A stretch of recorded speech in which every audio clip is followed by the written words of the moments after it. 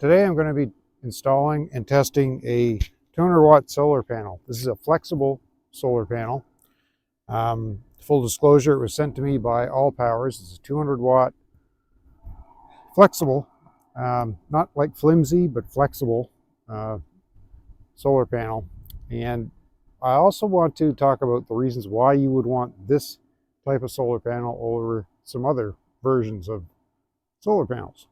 Just for some specs on this particular panel, this is a 200 watt panel. The open voltage is 38.4 volts. Short circuit current is 6.87 watts. Maximum output voltage is 32 volts. And maximum output current is 6.25 amps. So makes it an ideal size for a smaller power station, this type of solar panel. And it's much simpler when you have one panel. You don't have a bunch of them in series or parallel, and you're trying to make sure you don't over voltage your power station or whatever it is you're trying to charge. I'm going to be probably running this cabin off nothing but power stations generally, and I may get into a battery later on and with a solar charge controller. But this style of solar panel, which is much different than the typical glass metal ones that you see, which would be a more permanent install, is actually much more suitable for what I want to do. I'm not going to do the typical test where they have this out in the full sun and you see this particular panel has been tested many times. You can see those videos on YouTube, the SF200 it's called, the Allpowers SF200. Performs quite well in full sun. It's a very durable piece of equipment. It's not flimsy, as you can see. It's flexible, but not like you're going to bend it and break it kind of thing. The surface of it is rough, and the purpose for that is so that when the angle of the sun is not optimal, you'll still be able to catch sun rays, which is great. The reason that I want it, though, and the reason I want to talk about is the reasons you're going to want to install this kind of a panel might be different than the typical big solar array that you might have. I don't need a whole lot of power on my for my cabin here, and so this is probably going to be ideal for what I want to do. I also, you can see right now there's sun up here above this window and door. That's the actual plane I'm going to be putting this on. So typically when we install solar panels, you want them facing directly south, which would be, in my case, something like that would actually be facing directly south. It's not going to work exactly right for me, and obviously I don't have a good thing to mount it on. I could build something to mount it on, and I may do that later on. I'll get to that point in a minute. But typically, you're going to want them south like that. I'm going to mount it up here above this window, flat on the wall, for a couple of reasons. One being, as you can see from the amount of snow around here, I don't want to be having to clear off snow. So if it's mounted vertically, I'm not going to have to do that. It just won't have snow on it. If it was mounted on the roof, I would have a problem with snow covering it on, and it would be difficult to clear. So that's one consideration. Another consideration is the actual amount of electricity that I need. I don't need a huge amount. And really, this is just going to boost whatever power station I've got hooked up to the cabin at the time. So even though it's a 200 watt panel, I'll probably never get 200 watts out of it. If I'm getting some measure of power out of it, that's fine. If it's 40 or 50 watts, in the morning, this side will get sun, and right about this time of day, like 2 o'clock in the afternoon, it's getting sun on an angle, and that's probably going to be good enough, really, just to boost whatever I've got going. As the year progresses and the sun changes, it's going to get a lot more sun on that wall. This is first week of February, and so this is the first time this year where the sun has actually been on the cabin. I don't This is completely in shadow from December, like early December, up until the end of January. There is no direct sun on this cabin. So what I want to see is, what will the ambient light do? Will the ambient light that's not direct sunlight provide, even if it's 20 watts, 30 watts, whatever? I've only got maybe 30 watts worth of lighting here, and if the diesel heater's running, that runs 20 or 30 watts. Other reasons you might want a flexible panel like this. This weighs 9 pounds. So the equivalent 200 watt glass panel is probably going to weigh, I haven't looked them up, but I know they're like 30 to 40 pounds a piece. And if you're mounting it up high, it's just a lot harder to deal with. This should be fairly straightforward to mount and get hooked up. These particular ones come with, as you can see, they've already got connectors and wires right there. I'm going to be running those direct into the cabin. And my particular installation is going to be a little bit different than most, where I'm not going to be using those particular connectors. I'm going to run it in through an SAE connection, so I have multiple ways of connecting the panel. The reason being, I've got a couple of different power stations. So this one came with another cable that hooks up. It's an XT60 connector, which will plug straight into my EcoFlow Delta 2, and should work that quite well.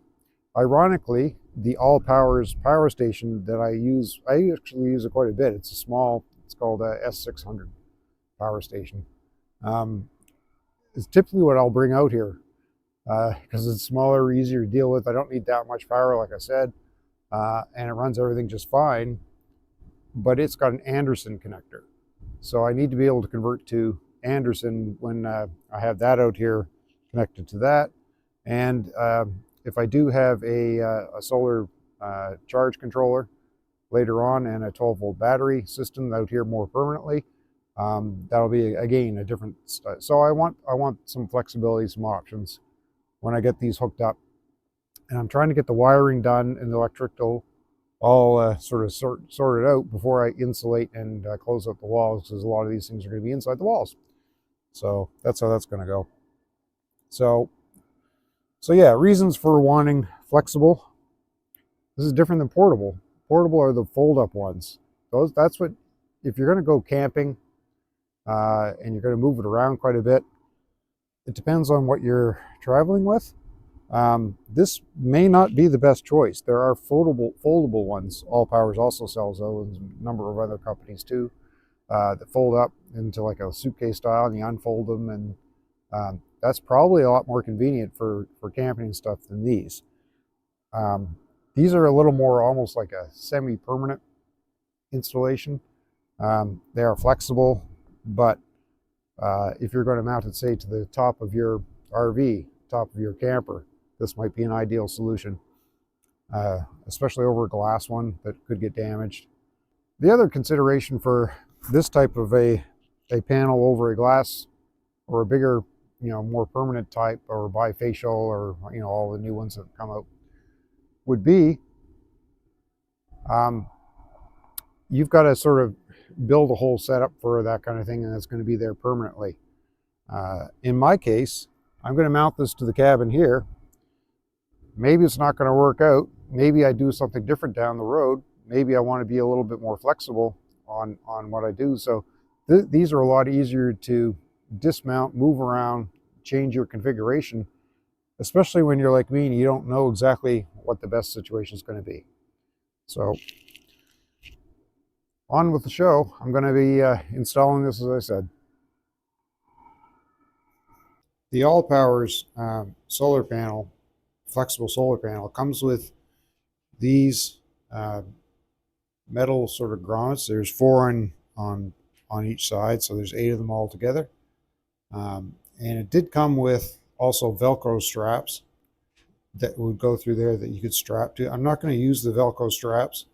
The way that I'm going to do it is I have these. These are actually angle from project from a long time, something I just had. And the idea here is that I'm going to screw through there, like on the other side, and then screw up here too, and that'll hold it firmly there against the building.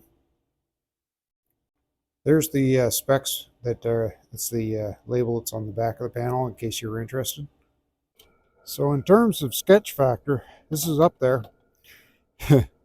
Middle of winter, up on a ladder, outside the cabin, putting up, this is 4.5 feet by 2.5 feet in case you were wondering.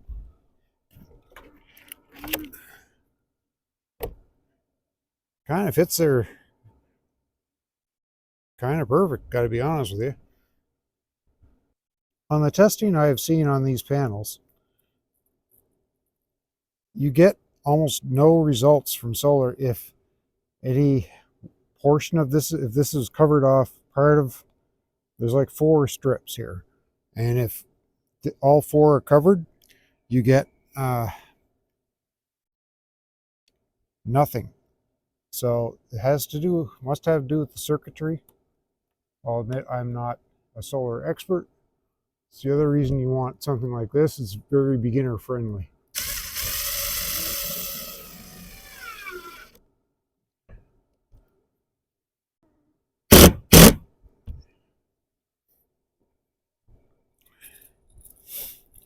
So I feel these steel brackets and screws are going to be good in a windstorm.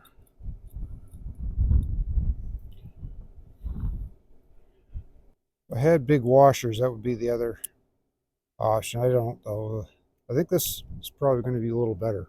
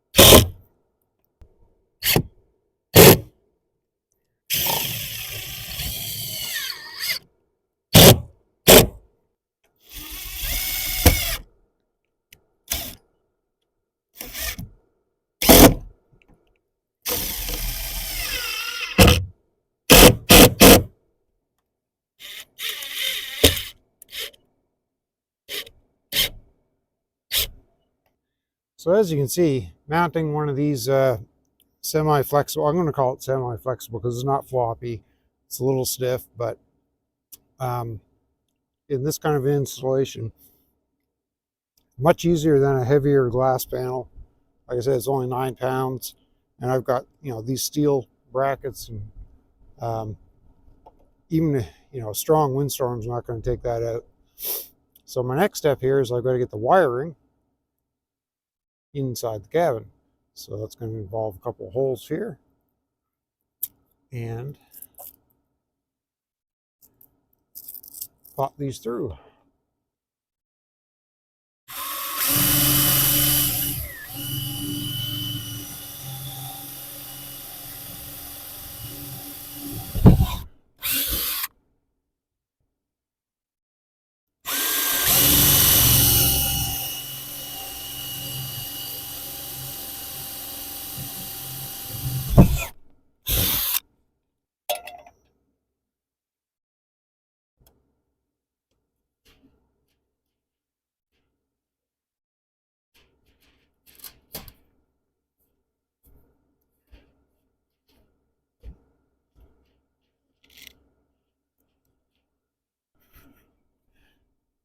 So as you can see, I'm all mounted. I got my wires through. I cut off the MC4 connectors because I'm going to use something different. I just have to remember that positives on the bottom here and negatives on the top. That's on there real solid. Wind isn't going to drag that off. It's not going to get covered in snow or anything else, so it should be fairly maintenance free. And we're going to see how this performs in less than optimal lighting less than optimal. I mean, it's cloudy out today. I'll come back and test again when there's actual sun, direct sun hitting this, which is a different time of the day and a sunnier day than this. I just want to explain this a little further, what I'm doing here. So I'm bringing the wires in from the solar panel, and what I have is a variety of things that I'm not even sure where I got some of them, but anyway, I've got one of these cords. So called SAE is the term I've seen used, where you have this on either end. They're actually kind of weatherproof. They're a decent cord. I've used them like in my snowplow and things like that. It's a good heavy gauge cord. It's probably at least a 14, if not a 12 gauge wire, and these connectors on either end. And then I have, and I got them, I think I ordered them, I was ordering a bunch of stuff. So, for instance, this one here is SAE on one end, and then it's XT60 on the other. So that'll work for my EcoFlow or different power stations. A lot of them will take the XT60. And then I also have same thing here. It's a SAE on one end, but it's an Anderson on the other. And my little Allpowers takes an Anderson. There's different types of connectors. So this way, by bringing in this cord and this being what comes from the solar panel, I got some flexibility and I can plug in different things. I also have another SAE to alligator clips. And I may have another, you can get SAE anywhere. So when I do have a solar charge controller and a battery, I can just hook up to that with the SAE. Just flexibility, right? Just options. And so that's how that's going to work. The only thing is that, so you have to pay attention to the polarity on these things because they can go either way. For instance, on this plug, see the black wire coming up goes to the exposed one, and the red wire goes to the one that's not exposed. On the other end of that wire, it's the opposite. The red wire goes to the exposed, and the black goes to the unexposed. So I'm going to set this up so that the cords that I have, I can just plug straight in. But if you have to reverse them, this cord did come with a polarity switcher. So all you do is you plug that into the end that you need to change, and it'll turn it the other way around.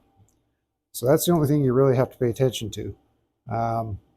Just make sure you don't mix up your polarity. But other than that, I think this is going to be a good option, semi-universal, and give me some options. And I'll have a little slack coming out so that I'll be able to plug into whatever I need to plug the solar panel into. So hopefully you can see this, but put my meter on. It's sunny outdoors, but the sun is not directly hitting the panel. And you saw where I had it mounted vertically. I'm getting 36.8 volts. So it is working. So that's good to know. My panel is now mounted, connected, and charging power station. Wires come in there. And now I have them traveling down to my 12 volt distribution. And it is charging my my Allpowers S600. I don't have a charge rate on that one. I will do some more testing with my other power station. It'll actually show me the incoming watts, and we'll see how it goes. Right now, I wouldn't expect very much charge anyway because it's not sunny outside. Hard to tell there, but I don't have any sun directly hitting my my panel right now. But when it is, in the next little while, I'll have an update on how much that's charging. But it was give me 36.5 watts. Just a couple of final thoughts on the Allpowers 200-watt flexible solar panel. It's I would say it depends on the application you want to use it for. In my case, it works out perfectly. So I have a cabin here that I'm building that I want the solar panel for. I don't have big power requirements. I have some lighting. I have a diesel heater, and there may be opportunity to charge cell phones and a couple of things like that. Nothing serious. My intention here is I'm going to run this cabin on a power station. Right now, like as I've been working on it, I've been mostly using the Allpowers S600, which is a kind of a dinky little one, to be honest with you. It's not a huge powerful one, but it's more than enough to do what I need to do. And it would be nice to extend the length of time using it, and that's what the solar panel, the intention of that is.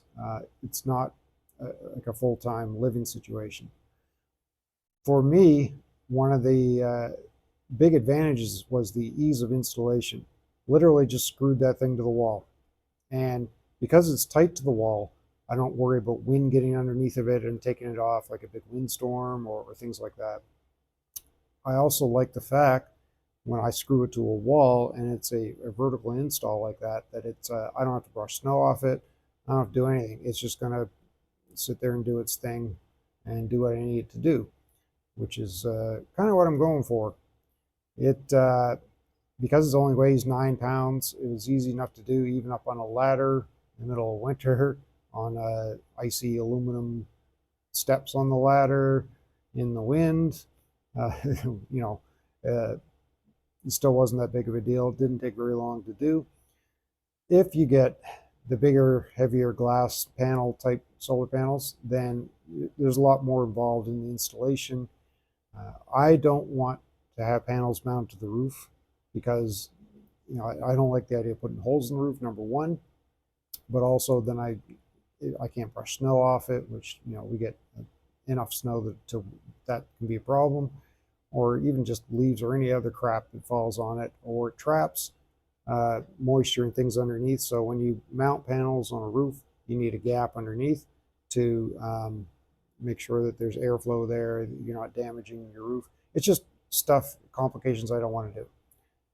Mounted to the wall for me is, I'm not going to get the most efficient use of solar energy by doing that. I know that. However, the wall that it's on faces southeast, so the sun will hit that in the morning, and up around lunchtime it still gets pretty good sun. That's got a rough surface on it, so it's not a reflective glass surface. So these flexible panels, these Allpowers ones anyway, they have the idea is that they will catch the sun at different angles. So I'm hoping that that'll be useful as the sun travels across the sky. Yeah, so it's well built. I will say that it's even though it is flexible, it's not like flimsy. Two different things. And I will say the wiring coming out of it, because I did have to actually cut off the MC4 connectors and strip that to put it into my installation. Those are heavy duty wires, and they've got a couple of layers of shielding around the wiring. And the wiring is, I end up using a 10 gauge, the 10 gauge part of my wire stripper, because it's quite thick. And I believe they're aluminum. I'm not sure. They're silver. But they're tough, and so I don't have any qualms about leaving it out there forever, and it'll just sit there and do its thing, and I believe it's going to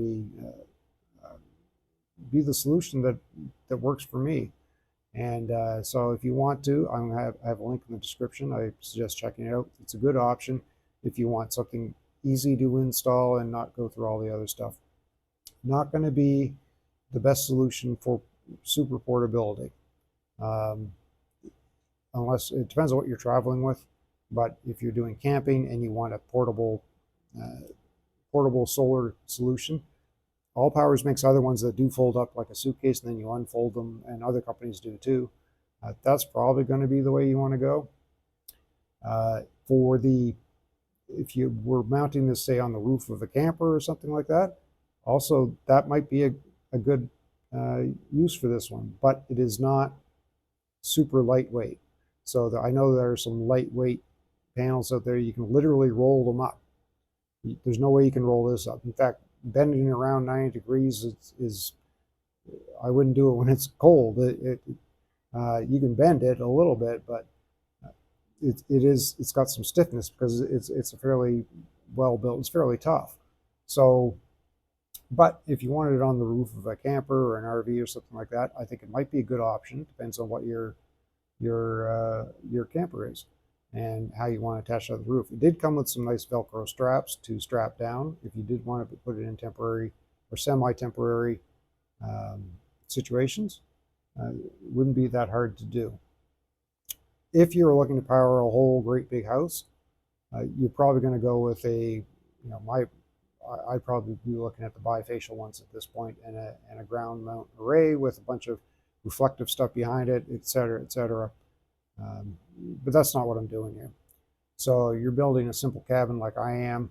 This is probably a really good option, and I suggest checking it out. So thanks, Allpowers, and thanks for watching the video. Just a shot of the finished install. You can see it's just mounted right up there, right directly to the wall.